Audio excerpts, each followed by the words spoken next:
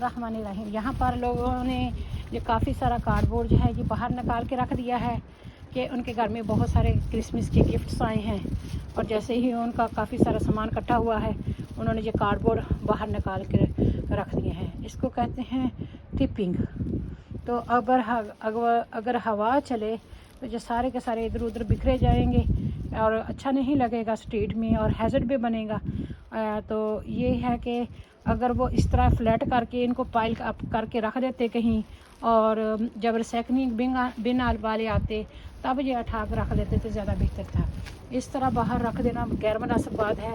मुझे पता है बहुत सारे उनके बच्चों को टॉयज़ मिले हैं, चीज़ें खिलौने मिले हैं, उनके बॉक्स जगह के देंगे घर में, तो उन्होंने वो चीज़ें रख ली हैं और बॉक्स सारे निकाल के बाहर रख दिए हैं।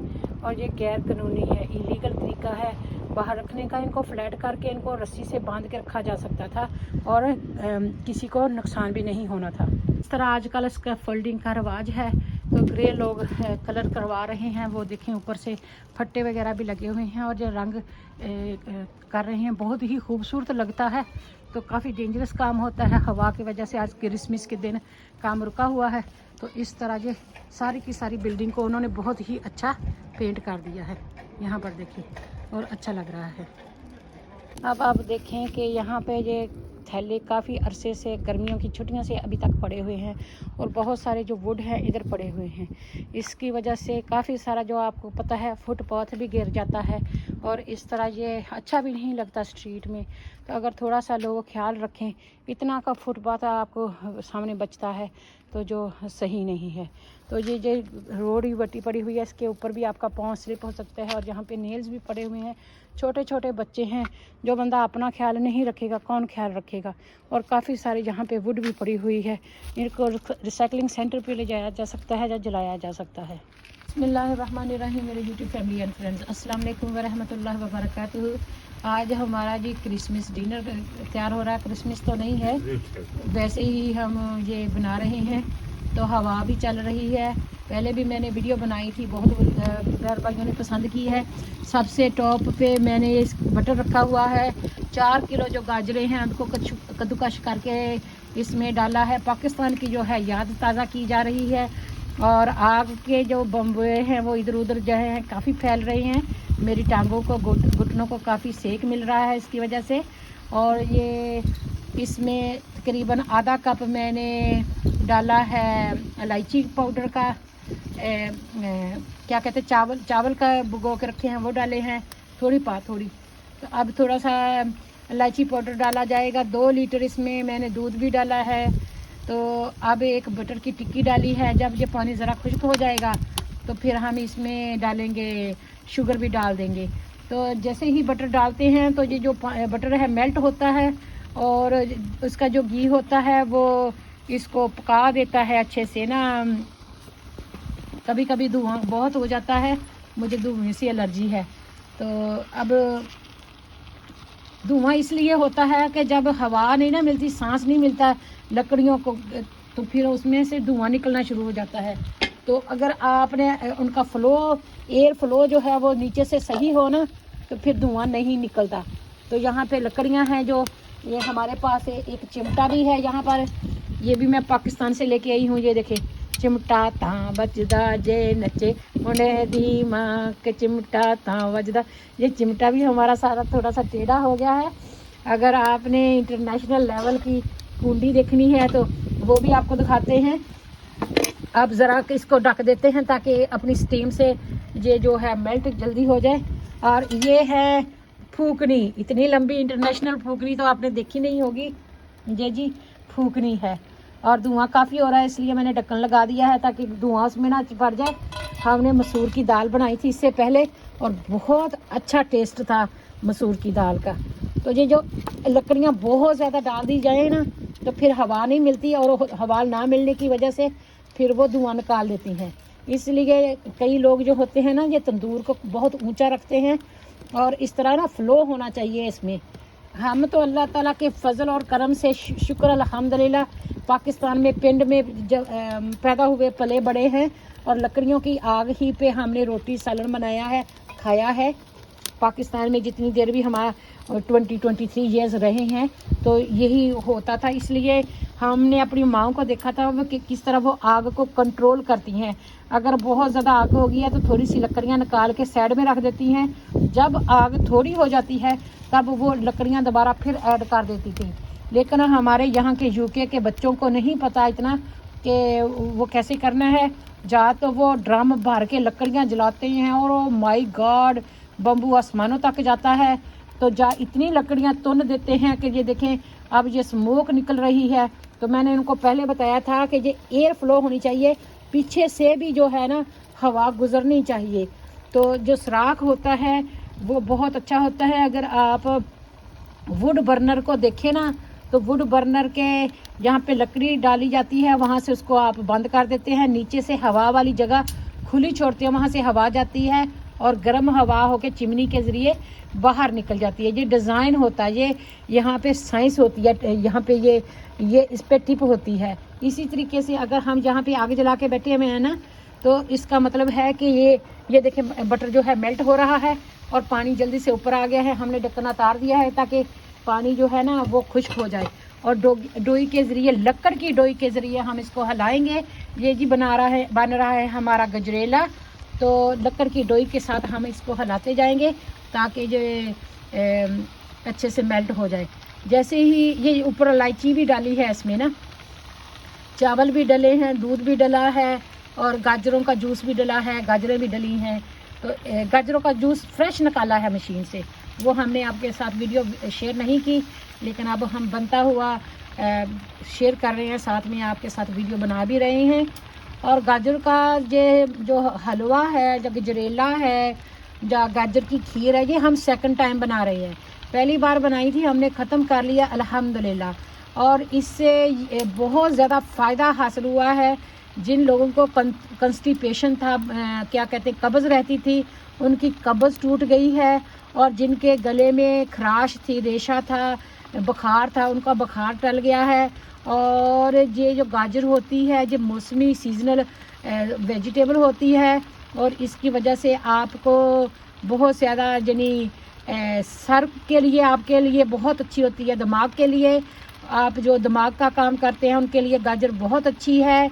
और जिनका दिल कमज़ोर होता है, दिल को ताकत देती है, तक़वियत देती है। और गाजर आँखों की नज़र को भी बढ़ाती है।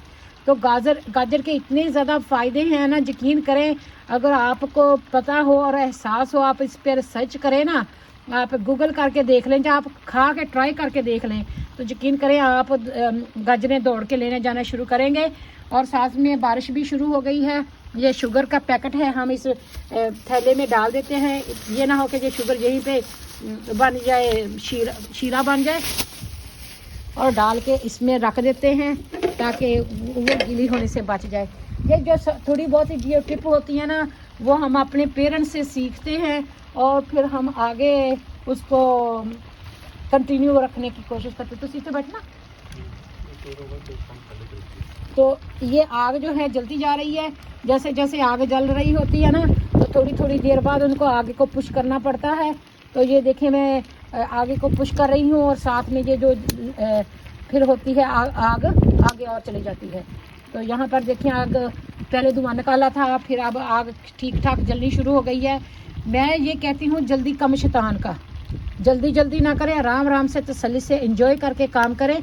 कई लोग जो होते हैं वो जल्दी करना चाहते हैं कि जल्दी से खाना बन जाए, जल्दी से ये हो जाए, जल्दी में बहुत ज़्यादा जो है वो नुकसान कर लेते हैं। और ये जो बटर है, इसके ऊपर में ये बाहर उबलता हुआ जो जूस है इसका गाजर का, वो मैं डाल रही हूँ ताकि ये मेल्ट हो जाए। जैसे ही ये मेल्ट हो गया ना, इसने पानी जो है खुश्क कर देना है गाजर का बहुत जल्दी। और बारिश भी पड़ रही है, तो हम अब लाइव रखते हैं, बंद करते हैं। हमें उम्मीद है कि आपको ज़रूर पसंद आई होगी। तो पानी यहाँ पे इतना तो नहीं पड़ रहा है, लेकिन बारिश पड़ रही है, टिप टिप टिप टिप कर रही है, रिम झिम। तो यहाँ पे धुआं भी शुरू हो गया है। तो जब ये पानी ज़रा खुश्क हो जाएगा ना, तब ढक्कन लगाएंगे, वरना ये हो जाता है कि ये जो सारा होता है ना जूस गाजर का बाहर निकाल जाता है। बिस्मिल्लाहिर्रहमानिर्रहीम। शाम हो गई है तो अभी भी हमारा चूल्हा जो है जल रहा है।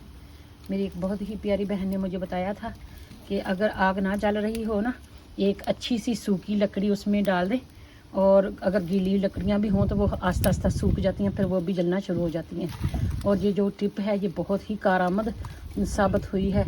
और जो मेरी हांडी थी ना नॉन स्टिक, वो बहुत ही काली हो गई है, अजीबोगरीब सी हो गई है। अब मैंने इसको बाहर ही कुक करना है। अगर मैं इसको साफ़ करूँगी ना, मैं आधा घंटा लगेगा और सिंक भी ख़राब हो जाएगा। ग्लव्स पहन के इसकी सफाई करनी पड़ती है। तो अब हम फूकने के ज़रिए इसको आग को फूंकते हैं।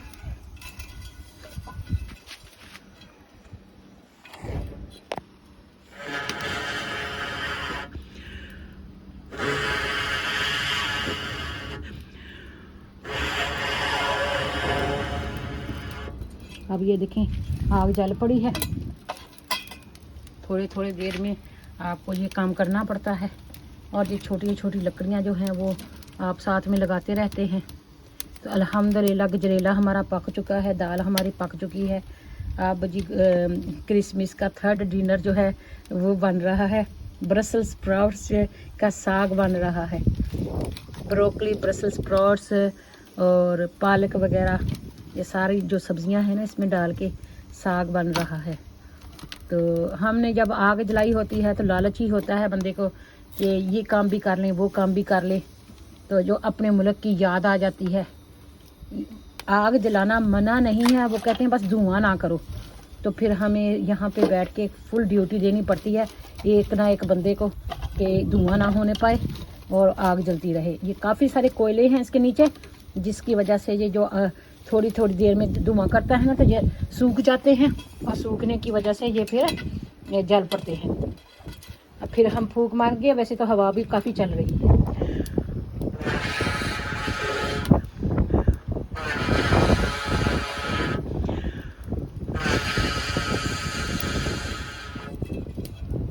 आपके लंग्स वगैरह की काफ़ी एक्सरसाइज होती है जब हम इस तरह आग जलाते हैं ना।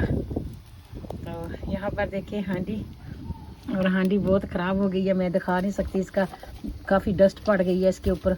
वो जो एशेज़ होते हैं ना इसके, वो भी इसके ऊपर लग जाते हैं। तो अब थोड़ी थोड़ी देर में बुझना शुरू हो गई है। तो मुझे हाबी साहब ने वार्न किया था, कहता जब तक मैं आग जलाऊंगा ना ये आग जलेगी, जब मैं अंदर चला जाऊंगा ना आग बुझ जाएगी, और मैंने नहीं फिर जलाने आना। मैंने कहा नहीं चला सही। वो वाकई ऐसा ही हुआ। जब जैसे ही वो अंदर गए हैं ना, आग जल रही थी ठीक ठाक, और जब वो अंदर चले गए हैं तो वो साथ में आग भी बुझ गई है। तो अब फिर जलानी पड़ेगी।